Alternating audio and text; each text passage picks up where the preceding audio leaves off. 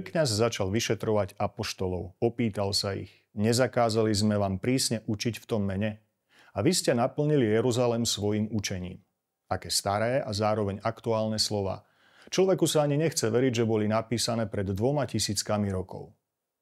Ak na Slovensku chvália mainstreamové médiá nejakých kňazov či reholné sestry, tak poväčšine takých, ktorí podkopávajú jednotu s pápežom a biskupmi, alebo žiadajú zmenu katolického učenia do podoby, ktorá by čo najpresnejšie kopírovala predstavy tých, ktorých životným cieľom je odstrániť vplyv cirkvi a vieru v Boha.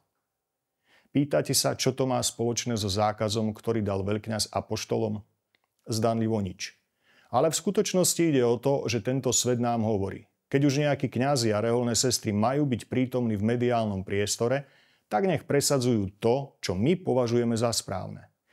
Čo na tom, že by sa tým spreneverili svojmu záväzku ohlasovať Kristovu blahozvesť? Je to paradoxné, ale práve tí, ktorí cirkvi vyčítajú, že im hovorí do života a určuje, čo je správne a čo nie, sa nakoniec sami stali svetskými kazateľmi. Vlastné túžby a chute odeli do šiat pravdy a ľudských práv.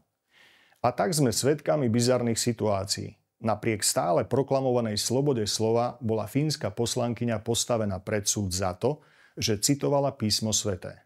Hviezda austrálskeho futbalu prišla o lukratívnu zmluvu za to isté. Alebo britský vojnový veterán bol odsúdený na 2 roky podmienečne za to, že sa v tichosti modlil pred potratovou klinikou.